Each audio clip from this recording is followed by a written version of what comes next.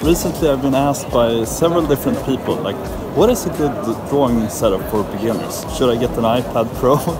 I would say no, not really necessary for a beginner.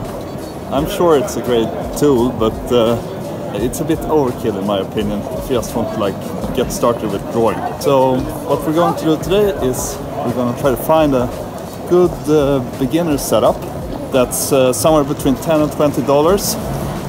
Another goal is that it should be really portable. This should be something you can take with you everywhere. This might not be everyone's cup of tea, but if I had to buy some gear in an emergency, like this would be what I would get. So we'll start with like the bare minimum stuff and then get a little bit more advanced.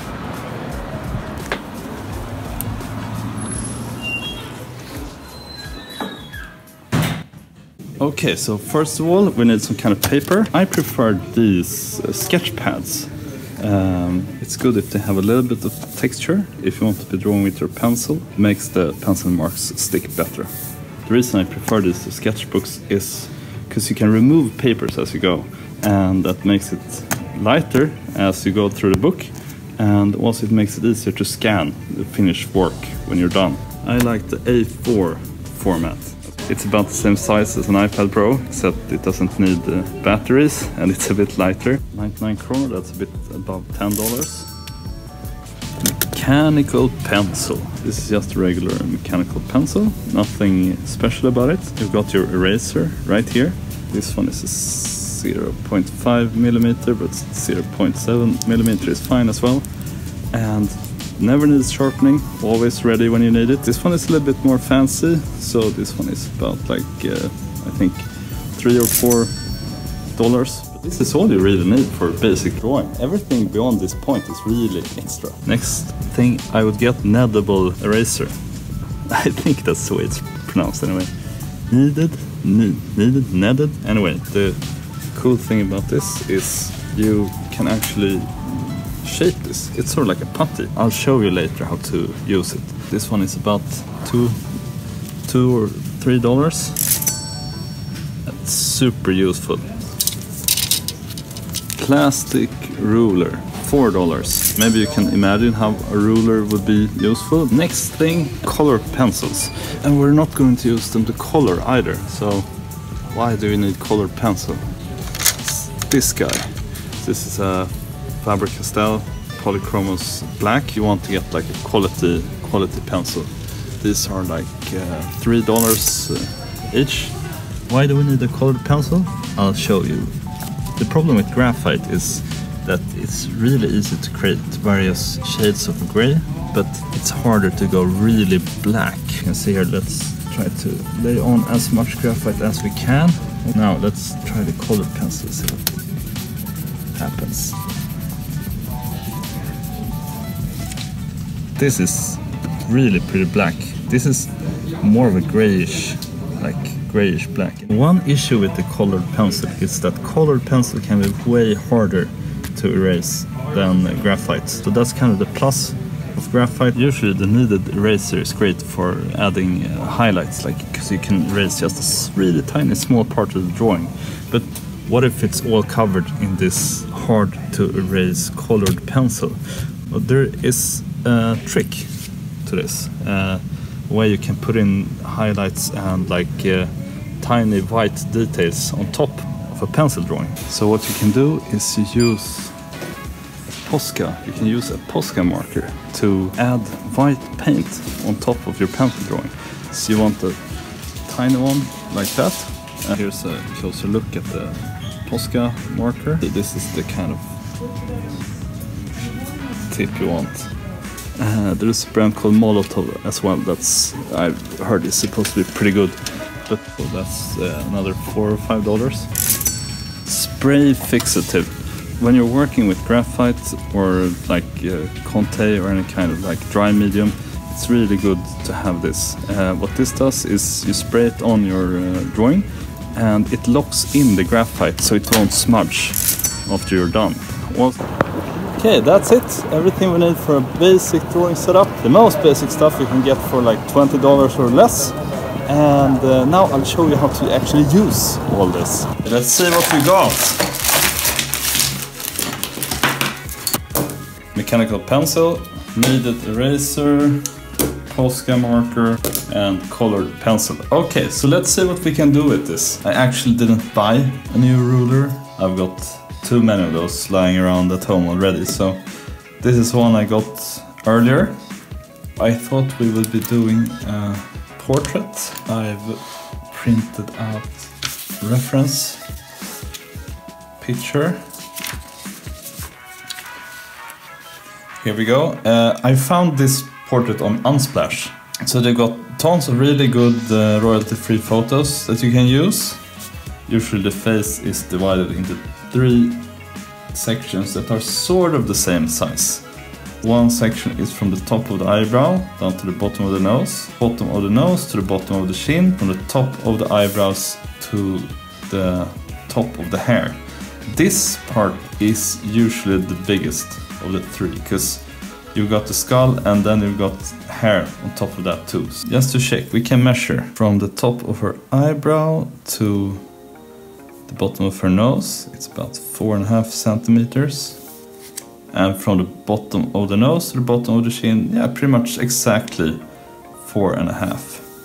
If we measure from the top of her eyebrow to the top of the hair, it's about 6.5. So yeah, that checks out. The first thing I usually do when I do a portrait is to try to sort of get like the general shape of the face down.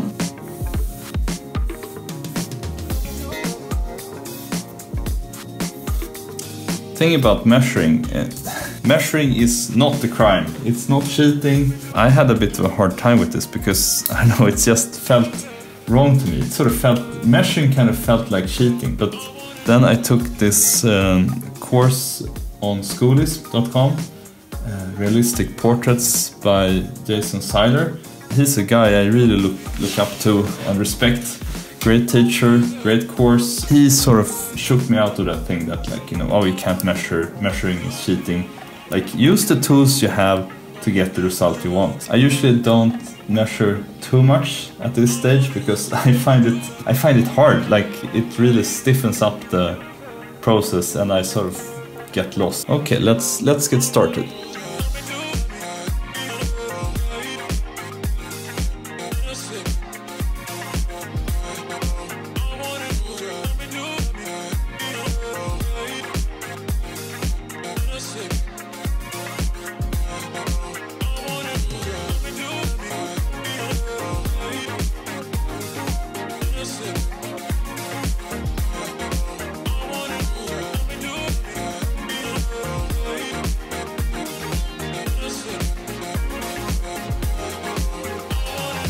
Always when you're drawing, try to check things like, okay, like, can I establish some kind of relationship between the features? For example, like how this bottom of this eyelid aligns with the top of that eyelid. Or for example, is there a lot of stuff happening along the same horizontal or vertical line? Another thing I keep checking is angles. You can see here, there's quite a nice angle here on her face, and there's another angle here along her chin. Like, getting the relationships of these two, I think, is super important to get that likeness. Now it's just a matter of like measuring a bit more, just to make sure that everything is sort of in the right place, and then to put in some more shadows and stuff to make it easier to see what's going on.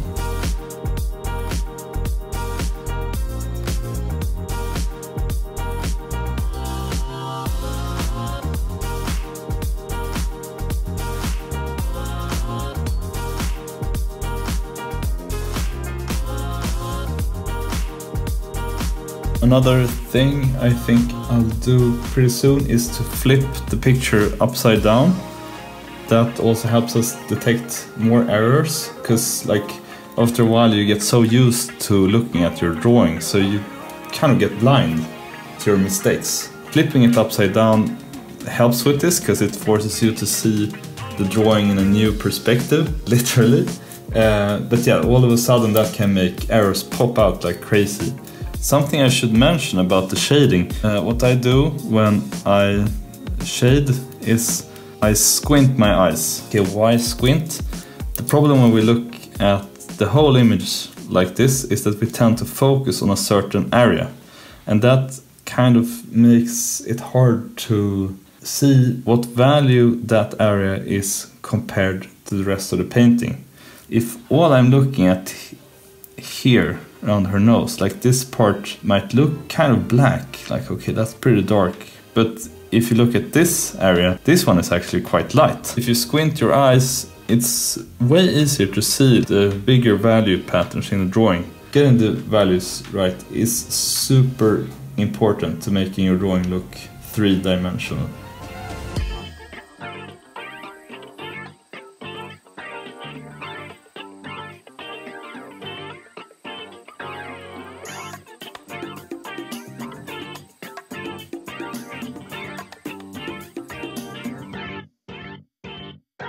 The values are not there yet, like it's looking a bit rough and not really clear. That's where the colored pencil comes in. So let's start with the darkest areas, try to map them out, and then we'll proceed to the lighter ones.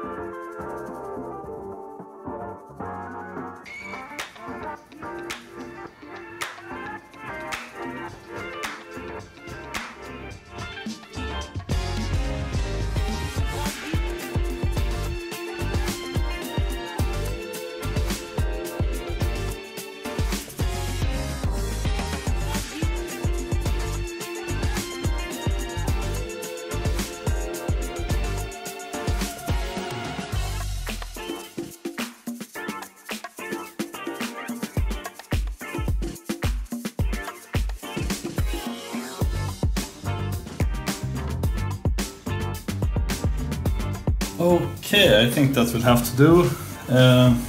I feel like I could keep tweaking these values forever pretty much, but this video has to end at some point as well. I forgot to mention two tools.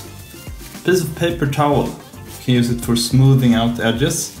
Rub a bit, and then it smooths out. So you can also use smooth out shading, like if you have an area that you want to be uniform, you can use the towel as well. A good alternative to using paper towels is using one of these, like a paper stump or a stomper. It's basically like a roll of like compressed paper.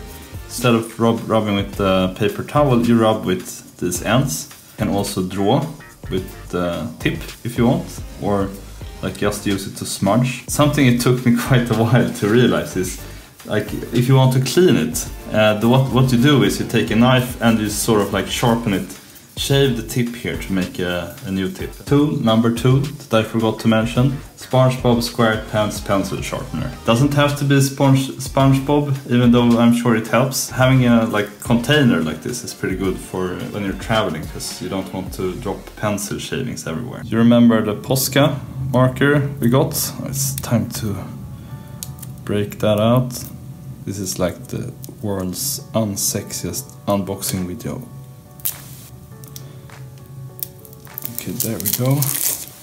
What we'll do now is we'll put in some final highlights. The trick here is not to overdo it, and that's a mistake I make quite often. Like I apply too much. Like, you want to be really careful and not overdo it.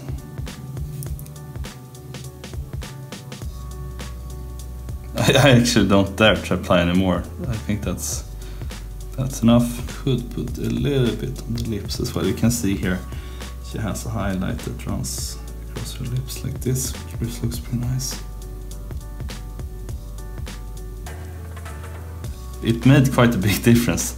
Just this small white dot.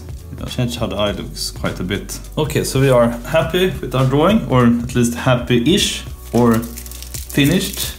Maybe that's a better way to put it. And now we want to protect it. Make sure that the graphite doesn't smudge and that everything stays locked in place.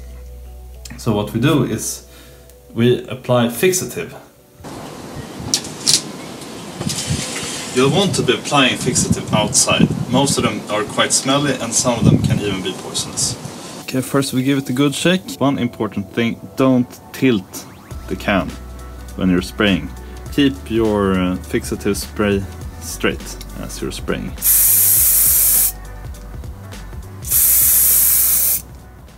Okay, so this is it, the final drawing, all fixed and locked in. I hope you liked this episode. I hope it's useful and inspirational for all of you waiting to get into drawing. Now you officially run out of excuses. Just go out and buy that gear. Huge thanks to Kreatima for sponsoring me with the gear for this episode. I'll see you next time, everyone.